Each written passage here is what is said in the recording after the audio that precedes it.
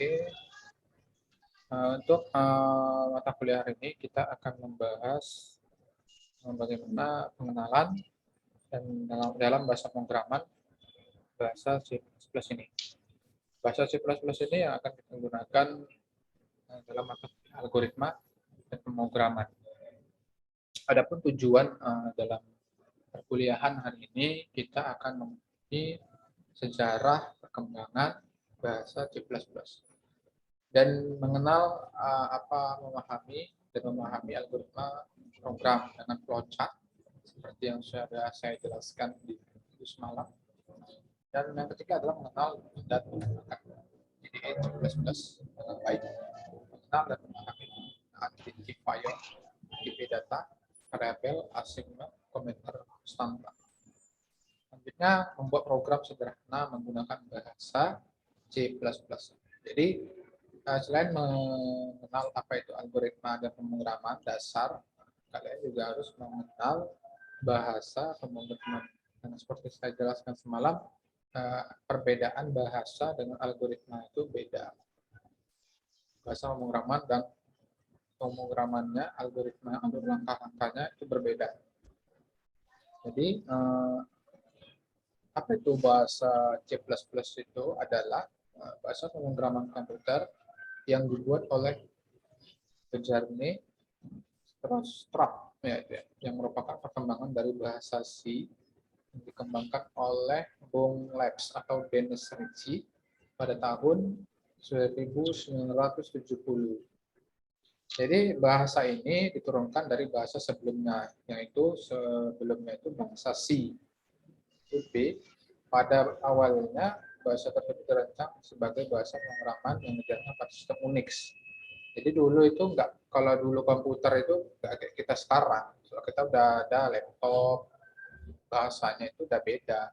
Kalau zaman dulu komputernya itu yang besar itu, yang layarnya besar, komputer belum ada laptop, menggunakan CPU kan, dan Windows-nya itu masih belum Windows 7. Kalau kita kan Windows 10, ada Windows 8, ada Windows 7, ada juga Windows XP. Itu harus tahu ya, Windows kan anak komputer tuh harus tahu apa itu Windows yang ada di platform Windows. Jadi yang paling rendah itu yaitu Windows Unix, sistem Unix. Yaitu programnya itu yang masih versi ANSI, yaitu American National Standard Institution. Jadi bahasanya itu masih bahasa 4.1. Dalam bahasa pemrograman ini,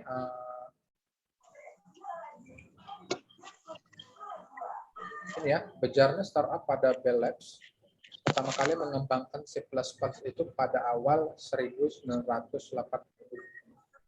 Jadi C++ ini dikembangkan pada tahun 1980. Nah, jaraknya itu adalah 10 tahun untuk mengembangkan dari bahasa C ke bahasa C++. Jadi perkembangannya itu sangat beda ya. Kalau dalam bahasa C dengan bahasa C++ itu tingkat dari level codingnya itu lebih meningkat di C++. Lebih banyak fiturnya istilahnya. Lalu pada C++ ditambahkan konsep-konsep. Nah, seperti kelas dengan sifat-sifat seperti inheritance dan overloading. Salah satu perbedaannya itu yang mendasar dengan bahasa C adalah dukungan terhadap pemrograman berorientasi objek. Oke, jadi di C++ itu bisa OOP, Object Oriented Programming. Kalau di bahasa C belum bisa karena tampilannya itu masih sederhana sekali ya dulu. Kalau dulu anak RPL tuh kalau ada RPL pasti belajar Turbo Pascal namanya. Ada dulu Turbo Pascal, kalau dulu saya pelajari itu masih tampilannya warna biru, masih standar, dan itu pun penggunaannya masih sulit menggunakan bahasa turbo. Lanjut, ini dia mengenai algoritma dan pemrograman, saya rasa sudah memahami lah ya. Alur flowchart bagian strukturnya seperti ini ya. Program, ada algoritma, dan ada struktur data. Algoritma itu adalah langkah-langkahnya. Baru kita ada juga mekanisme eksekusi seperti yang sudah saya jelaskan juga semalam. Ada juga beberapa mekanismenya, yaitu kita membuat kode program. Dalam bahasanya ya, bahasa pemrogramannya ya. Kita buat kode, kita buat compiler, ini adalah software yang akan kita gunakan nantinya. Jadi compiler itu adalah softwarenya. Baru dari compiler ini maka dia akan diterjemahkan ke dalam kode bahasa mesin. Nah, jadi kode yang kita buat itu adalah bahasa mesin sebenarnya. Jadi kode itu akan menerjemahkan ke dalam bahasa mesin di laptop kita atau komputer, lalu diterjemahkan ke dalam program yang dijalankan komputer. Ditranslate, maka dijalankan di compiler, maka hasilnya nanti tampilan seperti ada nanti tampilan di bawah ini. Kalau dari C++ ini hasilnya dari command prompt namanya. Nanti hasilnya di command prompt, itu objeknya seperti itu. Kalau flowchart, nah ini sudah dipelajari juga di minggu semalam. Evaluasi kita simbol-simbolnya ini ada beberapa simbol yang penting. Langkah-langkah yang harus digunakan di algoritma ini diingat ya. Ini di algoritma pemrograman harus diingat gambar ini. Simbol-simbol flowchart. Ini ya. Permulaan, arah aliran program, ada juga proses, ada juga proses perhitungan deskripsinya. Jadi beda-beda langkah-langkah yang mau kita buat itu kalau kita mau buat alur flowchartnya. Adapun langkah masalah yang mau kita buat berbeda lah flowchart yang mau kita buat. Misalnya ada permulaannya, ada mengenai perhitungannya, ada pengolahan datanya, prosesnya ada juga, tergantung masalahnya. Lalu ada juga decision namanya, perbandingan pernyataan, yaitu penyeleksian data yang memberikan pilihan untuk langkah selanjutnya. Di sini decision. Ini menggunakan if dan else, yaitu ya dan tidak. Prosesnya itu langkah penyeleksian data. Jadi beda-beda. Biasa nanti ini kalian menggunakan dalam proses flowchart sistem pendukung keputusan. Nanti kalian akan belajar itu dalam pembuatan alur flowchart sistem pendukung keputusan, maka kalian harus menggunakan alur decision. Jadi harus ingat, ini nanti sampai skripsi, sampai mau tamat, bakal menggunakan ini. Pembuatan alur-alur flowchart, diagram alir, nah, itu ada di skripsi nanti. Jadi ini saya tekankan harus dihafal lah gambarnya. Jadi nanti kalau mau gambarnya udah ingat, oh ini langkah proses yang mau saya buat ya seperti ini ya, buat gambarnya yang mana yang cocok. Nah ini contoh ya sederhananya ya. Nah, ini saya kasih contoh sederhana dalam proses flowchart program ya. Di sini ada ingat di sini adalah flowchartnya. Jadi kodenya ini, kode programnya ini, di dalam kode program ini ada langkah-langkah flowchart yang sederhana. Ini seperti inilah. Kita lihat kode yang seperti ini, nanti dicoba ya. Setelah saya jalankan proses instalasi, nanti dicoba langsung kodenya ini. Semua kode yang ada saya jelaskan, itu dicoba ke dalam software nantinya dan dijalankan. Jadi ini untuk flowchart seperti ini, tengah ini sama nampil ya. Lihat, saya akan baca mulai. Nah, di sini mulai, di sini kita mulai kodenya di antara ini. Baru di sini kita lihat di sini ada red alas tinggi. Kita membuat variabel dulu. Baca alas dan tinggi, yaitu kita harus membuat variabel alas tinggi luas segitiga. Baru setelah itu masukkan nilainya ini. Nah, dia baca nilainya ini, masukkan nilai alas, masukkan nilai tinggi. Nah, disinilah dia. Masih di sini, masih di red. Nah, red ini baca. Prosesnya itu adalah baca, yaitu membaca nilai yang diinputkan. Setelah itu kita masuk ke proses luas perhitungannya, yaitu masuk ke tahapan kedua. Di sini kodenya sudah ada. Maka kita buat flowchart seperti ini. Luas kali 0,5 kali alas kali tinggi. Nah, di sini akan melakukan proses alur flowchart, yaitu perhitungan luas. Setelah mendapatkan hasil perhitungan, maka print luas. maka di dalam kode kita buat count nilai luas segitiga adalah hasil dari variabel luas segitiga. Dari mana ini diambil? Ini dari variabel sebelumnya yang sudah kita buat. Sebelumnya ini luas segitiga. Maka akan dipanggil berdasarkan variabel. Ingat, ketika dalam membuat variabel, yang dipanggil untuk menampilkannya itu adalah variabelnya, bukan nilainya. Ini nilainya. Ini nilai. Alas itu variabelnya berapa? Alas itu tergantung inputannya. Alas tinggi ini kenapa diambil kali alas kali tinggi, yaitu alas ini adalah sebagai variabel. Tinggi juga sebagai variabel, yang dimana kita akan menginputkan nilai alas. Tinggi 3, berapa nilainya, maka berdasarkan inputan nilai alas, itulah hasil yang akan didapatkan luas segitiganya. Ya, seperti itu. Nanti di kode program saya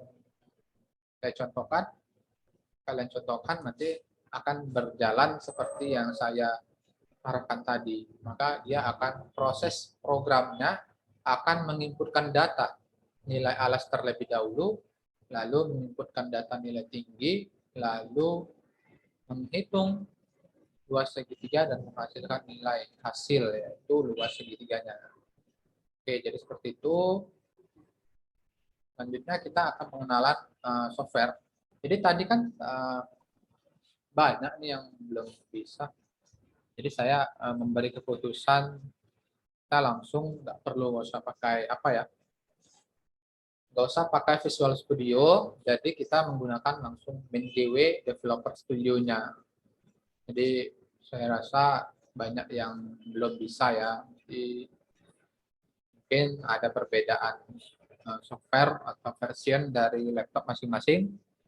Saya menggunakan langsung ke MinGW-nya, ini bisa, ini bakal otomatis bisa nanti langsung diinstal, jadi nggak ada settingan lagi, nggak ada setting-setting seperti semalam, jadi langsung diinstal. Nanti saya coba tampilan seperti ini.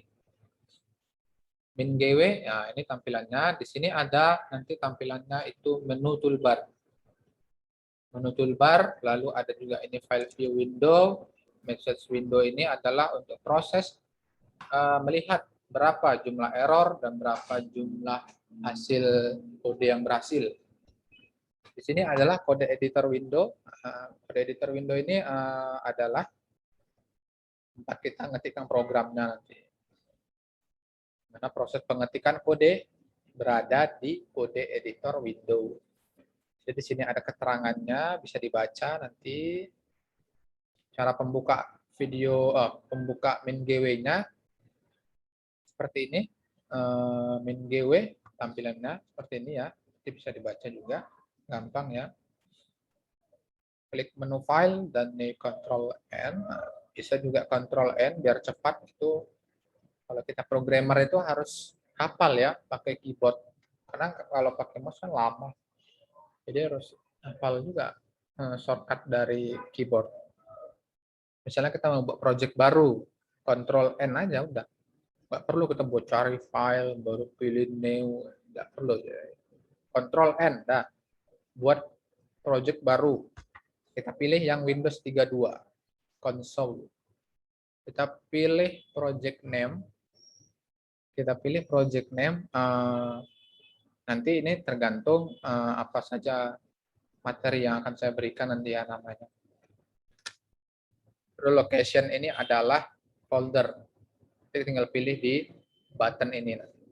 Diklik sekali, maka akan menunjukkan lokasi penyimpanan folder. Lalu kita buat file baru, contoh seperti ini ya. Setelah pembuatan project, maka membuat file baru dalam ekstensi C++. Nah, dalam hal ini C++ inilah yang akan kita gunakan. Di mana di sini prosesnya ada juga file name C++-nya. Dan lokasinya itu sama seperti tadi juga dalam project-nya. Oke, jadi seperti itu ya, gampang ya. Oke, sekarang kita instalasi ya. Nah, sudah ini masuk ke dalam membuat program. Jadi nanti kalian akan langsung contohkan bagaimana cara penginstalannya. Seperti ini. Saya akan langsung ya. Di sini ada MinGW ya, saya kasih udah ya. di Classroom. Jadi diklik nanti.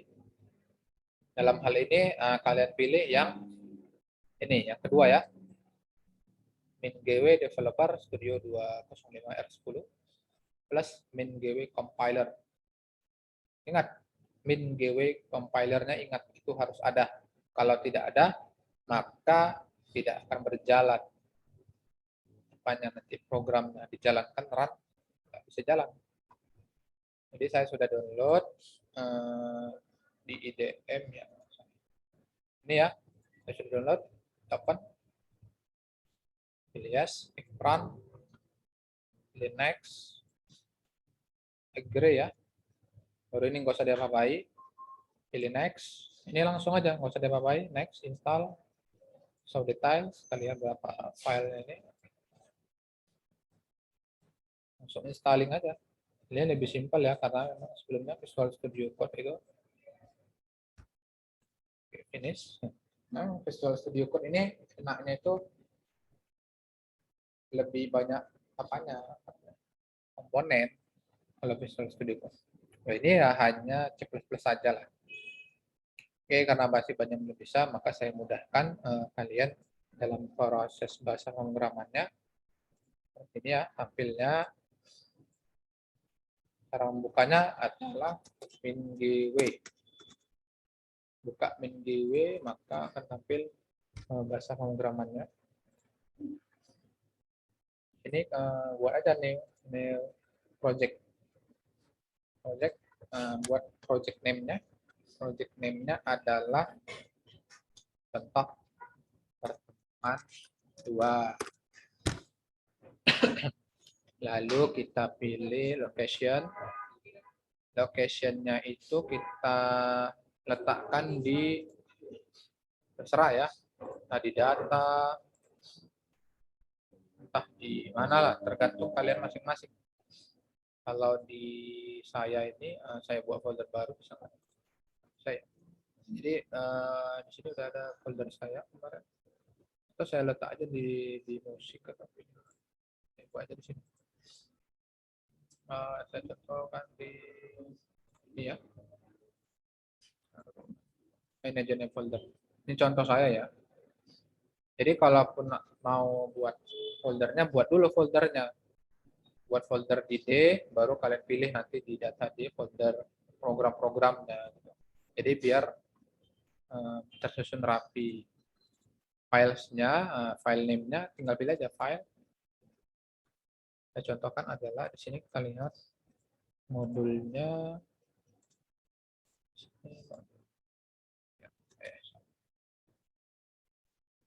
Ini kita mau buat apa nih kodenya tadi? Coba aja langsung ini. Itu kan program sederhana, yaitu kita mau buat program sederhana.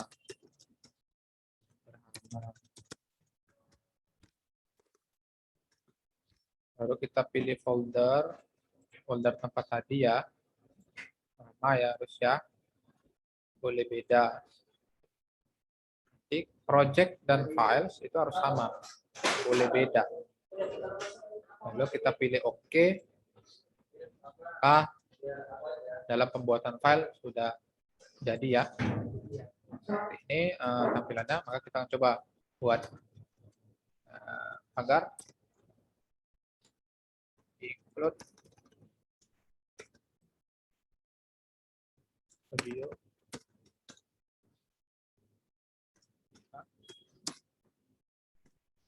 Main. Buka perawal, printf, datang di praktikum di mata kuliah algoritma dan pemrograman.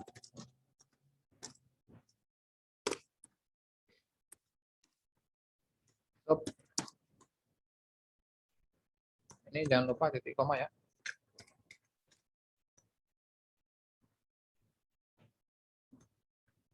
Jadi apa fungsi /n ini adalah untuk membuat baris baru ya. Jadi di sini membuat baris baru /n. Soma. Oke, ingat. Ketika sudah selesai, kita akan klik tombol compile pada toolbar atau Ctrl F7. Baru kita pilih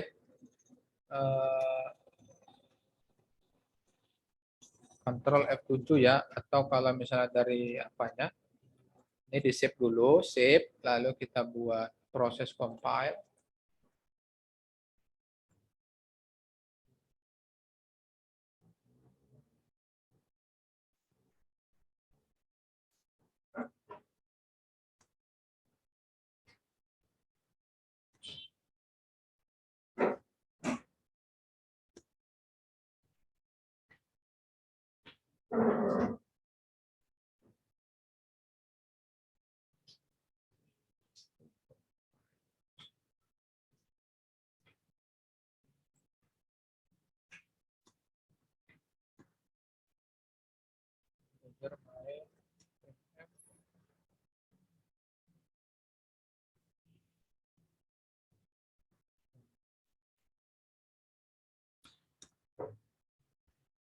Ada ininya ya.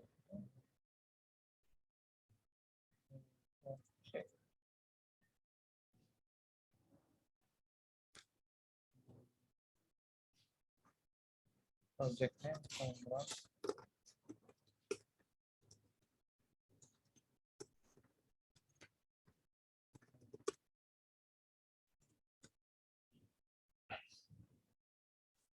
oh ya, harus ininya dulu ya berarti ya.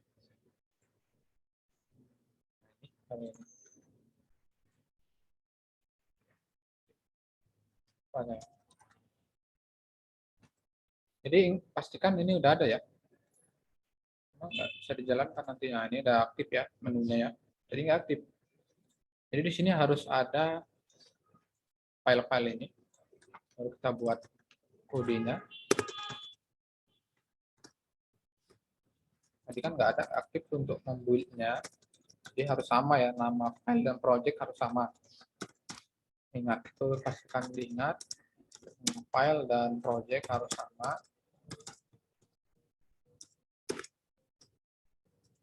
Data di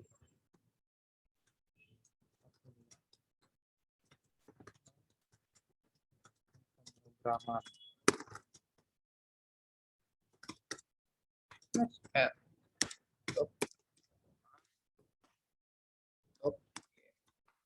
Save. Save-nya Ctrl S. Bisa juga dari sini. Di save dulu baru di compile. Oke, di sini berhasil ya.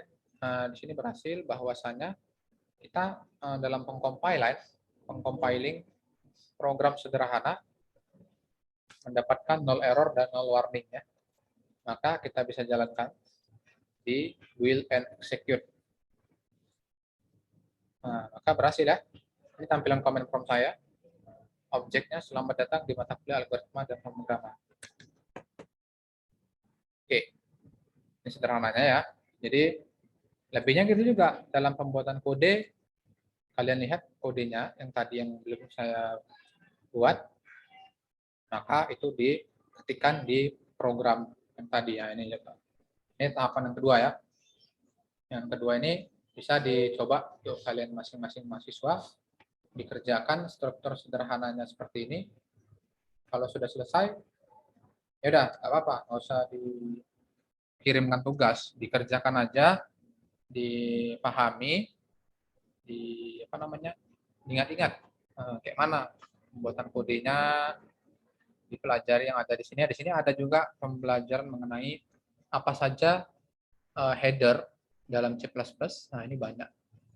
Yang kita gunakan yang tadi Studio H. Jadi nanti saya akan ngasih beberapa contoh dari file header, stream, ada Conio, ada Windows H, Math, string. Di fungsinya banyak, beda-beda nih fungsi.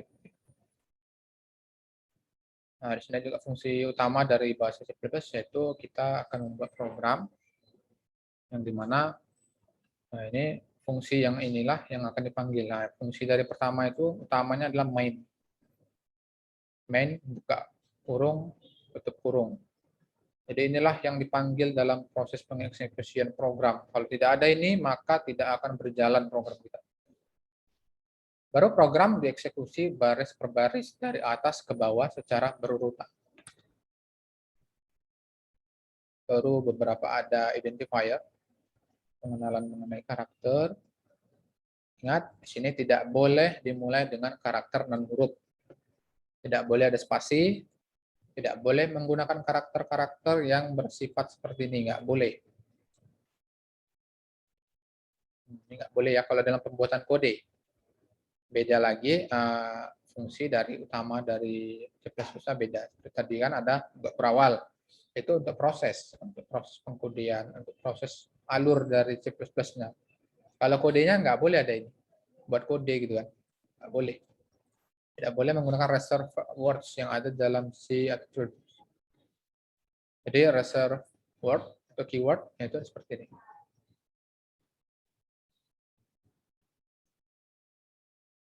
Oke. Tipe data yang bisa digunakan dalam C++ ada tipe data seperti ini tampilannya. Ini adalah ukuran bitnya dan ini adalah ring dari nilainya. Deklarasi variabel. Nah, di sini ada deklarasi variabel. Ada mengenai integer, jumlah, float, chart. Nah, jadi pembuatan variabel seperti ini ya. Ini variabelnya, ini tipe data. Tipe data bisa dibaca dari sini. Yang ada di sinilah bisa digunakan. Selain dari sini, maka tidak bisa berjalan di C++. Untuk assignment, yaitu kita menempatkan nilai dari variabel tersebut, pemberian nilai ya. Jadi tinggal variabelnya ini kita buat variabel baru masukkan nilai. Jangan masukkan nilai dulu baru buat variabel. Salah. Buat variabel dulu berbuat nilai. Variabel kita berikan nilai. Ini nanti coba ya. Contoh satu dicoba, dibuat konstanta juga ada. Data mengenai komentar. Ini adalah seperti deskripsi, terangan. Oke, itu aja sedikit ya. Lanjut kita ke latihan. Nanti ini coba ya, tuliskan ke kode program dalam identifikasi header, variable, dan assignment. Jadi di sini dibuat oleh kodenya masing-masing di software yang sudah diinstal. Lalu ini juga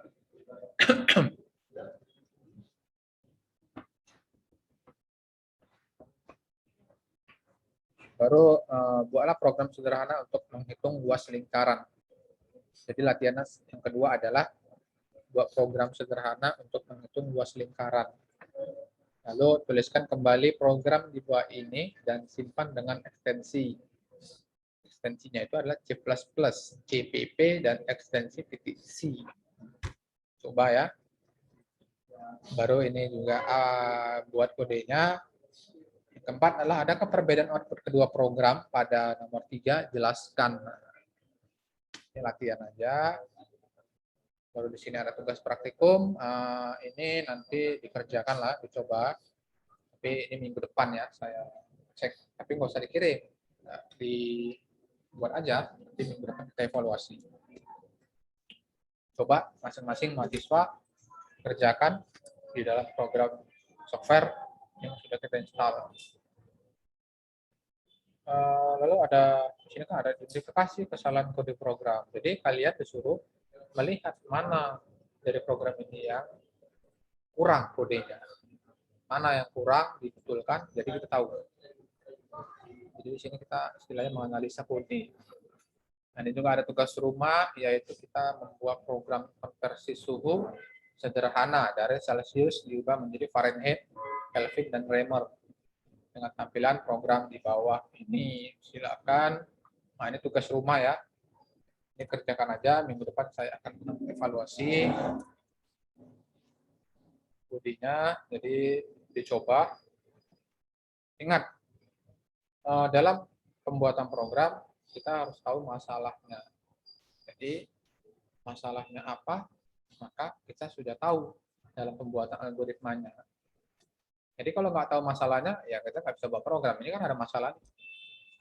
Kita udah tahu nih konversi suhunya seperti ini, maka buat seperti yang sudah saya jelaskan di awal sampai akhir ini.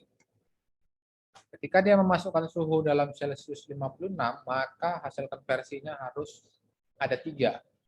Yaitu pada Fahrenheit, dia akan menampilkan suhu 88 derajat, pada Reaumur 44,8, Kelvin 329 derajat Celcius.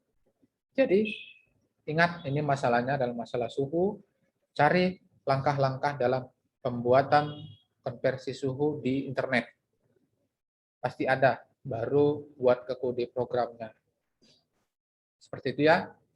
Oke, itu saja yang bisa dapat saya sampaikan untuk perkuliahan ini hari ini. Jadi selanjutnya kalian akan melaksanakan praktikum mandiri di rumah masing-masing.